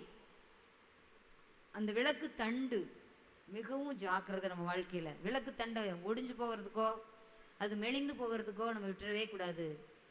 விளக்கு தண்டு பத்திரமா இருக்கணும். அதே போல் என்ன சொல்லியிருக்குதுன்னா, நம்ம விளக்கே நம்ம வச்சுருக்குறோம், அந்த விளக்கில் நிறைய தூசியெல்லாம் அண்டிடுச்சுன்னு வைங்க, இந்த வெளிச்சம் நல்லா கிடைக்குமா மற்றவங்களுக்கு? நான் எரிஞ்சிட்டு தான் இருக்கிறேன், ஆனால் என்னது சில படலங்கள், சில சோர்வுங்கிற அப்படியே ஒரு மேகம், அப்படியே சில கஷ்டங்கிற ஒரு போர்வை, அதை வைத்து அப்படியே மூடிடுச்சுன்னா அந்த விளக்கு என்ன செய்யாது? நம்ம எரிஞ்சிட்டு தான் இருக்கிறோம், ஆனால் மற்றவங்களுக்கு அந்த வெளிச்சம் சரியான முறையில் போய் நீர் ரீச் ஆகாது. அது மங்கலாக போயிடுச்சு. அது உள்ளே எரிஞ்சிட்டு தான் இருக்குது, ஆனால் வெளியே என்ன செய்யல? பயன்படலை. அப்போ நம்ம என்ன செய்யணும்? ஒவ்வொரு நாளும் சுத்திகரிப்பு செய்யணும். நம்ம வாழ்க்கையில் அந்த விளக்குக்கு என்ன வேணும்? சுத்திகரிப்பு. எவ்வளோதான் விளக்காக இருந்தாலும் அந்த விளக்கு என்ன செய்யணும்? நம்ம வீட்டில் ஒரு ஹரிக்கன் லைட் வச்சுருந்தாலும் என்ன செய்கிறோம்? அந்த பல்பு வெளியே போட்டிருக்கிற அந்த குமிழ், அந்த விளக்கு மேலே வைப்பாங்கள்ல ஒன்று கண்ணாடியில், அதை என்ன செய்கிறாங்க? நல்லா உம்மி போட்டு நல்லா சாம்பல் வைத்து நல்லா தேய்ச்சி அப்படி வச்சிங்கன்னா அப்படி எல்லாத்துக்கும் நல்ல வெளிச்சம் கிடைக்கும். அது அப்படியே ஒரு மாதத்துக்கு அது அப்படியே அந்த கறியெல்லாம் உள்ள கறியெல்லாம் இருக்கிறத அப்படியே விட்டுட்டோன்னு வைங்க, அது மற்றவங்களுக்கு வெளிச்சமாக தெரியுமா? பளிச்சுன்னு இருக்குமா? இருக்காது. அது மாதிரி நம்மளுடைய வாழ்க்கையில் நம்ம என்னதான் நமக்கு விளக்காக தான் ஆண்டவர் வைத்திருக்கிறாரு, அந்த விளக்கை சுத்திகரிச்சுட்டே இருக்கணும். அந்த விளக்குக்கு எண்ணெய் தினமும் புதிய எண்ணெய் அபிஷேகம் ஊற்றிக்கிட்டே இருக்கணும். ஒவ்வொரு நாளும் அபிஷேகத்தை பெற்றுக்கொண்டே இருக்க வேண்டும். அப்போ தான் அந்த விளக்கு எரிந்து பிரகாசிக்கிற விளக்காக இருக்கும். இல்லைன்னா அப்படியே வர வர வர வர நம்மளுடைய பரிசுத்த ஜீவியம், வர வர நம்மளுடைய வாழ்க்கையில் இருக்கிற ஆவிக்குரிய ஜீவம் அப்படியே மங்கி மங்கி மங்கி மங்கி ஒரு நாள் அணைஞ்சே போயிடும். அதைத்தான் சொல்லிக்குது, நீங்கள் என்னது குளிராயாவது அனலாயாவது இருந்தால் வாந்தி பண்ணி போடுவேன் ஆண்டவர் சொல்கிறார். லவோதிக்கேய சபைக்கு அதுதான் சொல்கிறார். நம்ம அப்படி இருக்கக்கூடாது. நம்ம விளக்கு எரிந்து பிரகாசிக்கிற விளக்காக இருக்கணும். நம்ம தணல் எப்படி இருக்கணும்? மேலே சாம்பல் பூக்கவே விடவே கூடாது. அப்போ என்னது? அக்னியின் காற்று அதன் மேலே வீசிக்கொண்டே இருக்கும்போது மாத்திரமே அந்த தணல் கங்கு அப்படியே சாம்பல் மேலே வரவே வராது. ஒரு ஊதிக்கிட்டே இருக்கிறானுங்க. அந்த கொல்லன் தங்க வேலை செய்கிறவங்களாம் பாருங்க, அதை ஊதிக்கிட்டே இருப்பாங்க. ஆண்டவர் என்ன செய்கிறாராம்? உன்னை புடமிட்டு பார்க்கிறேன். ஊது உலை அவர் கையில் இருக்குது. அவர் புடமிடுறார். வெள்ளியை போல தங்கத்தை போல ஆண்டவர் நம்மளை புடமிடுறாரு. அப்போ புடமிடும் போது அந்த எப்படி அந்த தணலை ஆண்டவர் ஊதி ஊதி அப்படியே அந்த வெளிச்சத்தில் அதை சுத்த பொண்ணாக மாற்றுறாரு. அது மாதிரி நம்மளுடைய வாழ்க்கையும் அப்படியே எரிந்து கொண்டே இருக்கணும். அப்போ தான் நம்ம எப்படி இருப்போம்? நாளுக்கு நாள் நாளுக்கு நாள் அந்த தங்கமான நம்ம வாழ்க்கையில் எந்த மாசுகளும் படியாமல் ஆண்டவர் காப்பாற்றுவார். ஹல்லேலூயா. அப்போ நம்ம விளக்கு ரொம்ப ஜாக்கிரதையாக இருக்கணும். நம்ம விளக்கு தான், நம்ம கண்ணு விளக்கு தான். இந்த கண்ணு எப்படிப்பட்டதாக இருக்கிறது? ரொம்ப ஜாக்கிரதையாக இருக்கணும். நம்ம சரீரத்துக்கு கண்ணு தான் ரொம்ப ரொம்ப முக்கியம். நம்ம இது வரைக்கும் நம்ம ஏதாவது நாடகமெல்லாம் பார்த்துட்டு இருந்தோம்னா இனிமேல் பார்க்காதீங்க. கொஞ்ச நேரம் டைம் பாஸ் தானே, இதை பார்க்குறதுனால என்ன தப்பு? ஒரு குடும்ப கதையை தானே போடுறான். தயவு செய்து பார்க்காதீங்க. அது ஏதாவது ஒரு காலத்தில் அங்கே ஒரு மாமியா கொடுமையாக இருந்ததுன்னா, அங்கே ஒரு மருமக தவறாக மதிப்பு இல்லாமல் இருந்தானா அதே பண்பாடு வந்துடும். அதே உங்கள் வாழ்க்கையில் ரிஃப்ளெக்ட் ஆயிரும். ரொம்ப ஜாக்கிரதையாக இருக்கணும். நம்ம கண் வழியாக போனது தான் மனசு வழியாக போய் வாய் வழியாக பேசும். நம்மளும் எரியாமல் வந்துடும். அதனால் ரொம்ப ரொம்ப ஜாக்கிரதையாக இருக்கணும். சினிமா பார்த்துட்டு இருந்தாலும் அதை விட்டுருங்க. இன்றைக்கி அநேக கிறிஸ்தவ வீடுகள்லேயும் என்ன இருக்குது? சினிமா பார்த்துட்டு இருக்கிறாங்க. கொஞ்சம் நேரம் ஜாலியாக கொஞ்சம் நேரம் பார்ப்போம், ஜோக்கு காமெடி பார்ப்போம், அது மாதிரிலாம் பார்த்துட்ருக்குறாங்க. அந்த மாதிரியெல்லாம் எந்த ஒரு காரியமும் நம்ம வாழ்க்கையில் இருக்கவே கூடாது. ஒரு சின்ன காரியம்தான் நம்ம வாழ்க்கையின் ஆயில் சக்கரத்தையே முடிச்சிடும். அதனால் நம்ம கண்ணை குறித்து மிகவும் ஜாக்கிரதையாக இருக்கணும். அதனால் நம்ம அந்த விளக்கை நம்ம எப்போதும் பத்திரமா நம்ம பாதுகாத்து கொள்ளணும். இந்த கண்ணுக்கு நம்ம அதுதான் சொல்லியிருக்குது. அங்கே எங்கேயும் அலைஞ்சு திரிஞ்சிட்டு இருக்கிற அப்படி இருக்கக்கூடிய காரியமாக இருக்கும். கண் போன போக்கிலும் கால் போன போக்கிலும் போகக்கூடாது. அதுதான் லவோதிக்கேய சபைக்கு என்ன சொல்கிறாரு? கண்ணுக்கு கழிக்கம் போடு அப்படின்னு சொல்கிறாரு. கண்ணுக்கு என்ன போடணுமா? கழிக்கும். குதிரை இல்லைன்னா என்ன செய்யாது? நேராக போகாது. அங்கே இவங்கி தாண்டிக்கிட்டு நம்மளை கொண்டு கீழே தள்ளிடும். அது சொல்லியிருக்கு பாருங்க.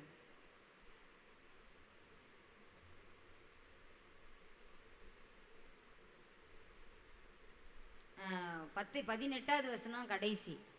நீ பார்வையடையும்படிக்கு உன் கண்களுக்கு கழிக்கம் போடவும் வேண்டும் என்று உனக்கு ஆலோசனை சொல்லுகிறேன். ஒருவேளை நம்ம லென்ஸு தவறாக பார்த்துட்டு இருக்குதா, அந்த லென்ஸையும் எடுத்து போட்டுருங்க. அதுதான் சொல்லியிருக்குது. நீ 2 கண்ணோட நீ நரகத்துக்கு போவதை காட்டிலும் நீ ஒரு கண்ணனாய் பரலோகத்துக்கு போவது நல்லதுன்னு சொல்லு. உன் கை உனக்கு இடரலாக இருக்குதா, ஒரு கையை தரித்து போடு. 2 கையா நீ நரகத்துக்கு போகிறத விட ஒத்த கையா பரலோகத்துக்கு போ. அப்போ கண் நமக்கு இடரலாக இருந்தால் என்ன செய்யுது? அதை பிடுங்கி எரிந்து போடு அப்படின்னு ஆண்டவர் சொல்கிறார். எவ்வளவு கடினமான வார்த்தைகள் பார்த்தீங்களா? கண் நம்மளுக்கு இடரலாக இருக்கவே கூடாது. கண்களுக்கு கழிக்கம் போடுனா கண்ணாடி நம்ம டெஸ்ட் பண்ணி கண்ணாடி போடணும். அப்போ நம்ம ஆண்டவர்கிட்ட போய் நம்ம கண்ணை காட்டணும். ஆண்டவரே எனக்கு சரியான கண்ணாடி எனக்கு தாங்க. இன்றைக்கி அந்த கழிக்கத்தை தான் ஆண்டவர்கிட்ட நம்ம கேட்க போகிறோம் ஜெபத்தில். இந்த ஜெபத்தில் ஆண்டவரே நான் நல்லதையே பார்க்க உம்முடைய கண்ணை போல என்னோட கண்ணை மாற்றுங்க ஆண்டவரே. உம்முடைய வசனத்தை பார்க்கிறதுக்கு, உம்முடைய முகத்தை பார்ப்பதற்கு, உம்முடைய பிரசன்னத்தை பார்ப்பதற்கு, உம்முடைய ஆலயத்தில் ஆராய்ச்சி செய்யும்படிக்கு, உம்முடைய வேதத்தில் உள்ள அதிசயங்களை பார்க்கும்படிக்கு என் கண்களை திறந்தருளும் அப்படின்னு கேட்குற ஜெபத்தை போல இன்னைக்கு ஆண்டவர்கிட்ட நம்ம ஆண்டவரே என்னுடைய லென்ஸு பார்க்குற விதமாக நான் பார்க்கக்கூடாது. நீர் எனக்கு பரலோக லென்ஸை எனக்கு கொடுங்க இசுப்பா. என் கண்ணு அதை மட்டும்தான் பார்க்கணும், வேறு லென்ஸ் எல்லாம் அதை யூஸ் பண்ணவே கூடாது அப்படின்னு சொல்லிட்டு ஆண்டவர்கிட்ட நம்ம கேட்கணும். ஹல்லேலூயா. அப்போ அந்த மாதிரி நம்ம கேட்கும்போது நிச்சயமாக ஆண்டவர் என்ன செய்வாராம்? நம்ம பார்வை அடையும்படிக்கு. அவங்க அப்போ குருடாவாக இருந்தாங்க இல்லை. அந்த பார்வை என்ன? ஆண்டவருக்கு ஏற்ற பார்வையாக இருக்க வேண்டும். ஆண்டவருக்கு ஏற்ற பார்வை. அவர் பார்க்கிற வண்ணமாய் நம்ம பார்க்கணும். அவர் பார்க்கிற வண்ணமாய் நம்ம பார்க்கணும். எல்லாரும் அந்த ஸ்திரீயை கேவலமாக தான் பார்த்தாங்க. கையும் பையுமா பிடிக்கப்பட்ட அந்த ஸ்திரியை. ஆனால் ஆண்டவர் பார்த்தது, மகளே, ஒருவனும் உன் மேலே குற்றம் சுமத்தலையா, நானும் உன்னை நியாயந்திருக்கல, இனிமேல் பாவம் செய்யாதே. எவ்வளவு கிருபை பொருந்தின வசனங்கள் பாருங்க. மற்றவங்க பார்க்குற மாதிரி பார்த்துருந்தா அவர் குற்றம் இல்லாதவர். ஒரே கல்லால் அந்த பொண்ணை போட்டு அடிச்சிருக்கலாம். தாவீது ஒரே ஒரு கல்லால் நெத்தி அடி அடித்தான், கோலியாத்து விழுந்துட்டான் அந்த இடத்துல. இந்த மாதிரி ஆண்டவர் நிறையா கல்லெல்லாம் போட்டிருக்க வேண்டியதில்லை, ஒரே ஒரு கல்லால் அந்த ஸ்திரீ என்ன செஞ்சுருக்கலாம், அடித்து கொண்டிருக்கலாம். யாரும் அவர் தப்பு சொல்ல முடியாது. ஆனால் ஆண்டவர் அப்படி செய்யவே இல்லை. அவர் கல்லால் அடிக்கலை, அந்த சகோதரியை சொல்லால் அடித்து அனுப்பிச்சிட்டார். ஹல்லேலூயா. அந்த சொல் அந்த வாழ்க்கையில், அந்த மகளுடைய வாழ்க்கையில் பெரிய மாற்றத்தை கொண்டு வந்தது. அதனால் நம்மளுடைய வாழ்க்கையிலும் கூட கர்த்தருடைய சொல்லை நாம் கேட்பதற்கு மிகவும் ஆவலர்களாக இருக்கணும். செல்லு சொல்லிகிட்டு இருக்கிறதையெல்லாம் நம்ம கேட்டுட்டு இருக்கக்கூடாது. மொபைல் சொல்கிறதையெல்லாம் நம்ம கேட்டு அப்படியே அது என்ன சொல்லுது அப்படின்னு சொல்லிட்டு கேட்டுட்டு இருக்கக்கூடாது. ஆண்டவர் என்ன சொல்கிறாரு, ஆண்டவருடைய சொல் வேணுமா, இல்லை நம்ம கையில் வச்சுருக்கிற செல்லு வேணுமா அப்படிங்கிறத நம்ம யோசனை பண்ணணும். அந்த கண்ணு அதில் தான் கெட்டு போகுது. அதனால் நம்ம ரொம்ப ஜாக்கிரதையாக இருக்கணும். அப்போ நம்ம விளக்கை குறித்து மிகவும் ஜாக்கிரதையாக எரிந்து பிரகாசிக்கிற விளக்காய் யோவான்ஸ்நான் இருந்ததை போல நாம் இருக்க வேண்டும். குணசாலியான ஸ்திரீ எப்போதும் வியாபார கப்பல்களைப் போல இருந்த அணையாத விளக்கை அவள் கொண்டிருந்ததை போல நம்முடைய வாழ்க்கையிலையும் ஆண்டவர் ஒருபோதும் நம்ம மங்கி எரிந்துட்டு இருக்கிறோமா, ஆண்டவரே என் திரி அணைந்து போகக்கூடாது. புத்தியுள்ள கன்னிகைகள் எப்படி விளக்கு வச்சுட்டு அந்த விளக்கு எரிஞ்சிட்டே இருந்தனால தான் மணவாளனுடைய விருந்துக்குள்ளே போக முடிஞ்சுது.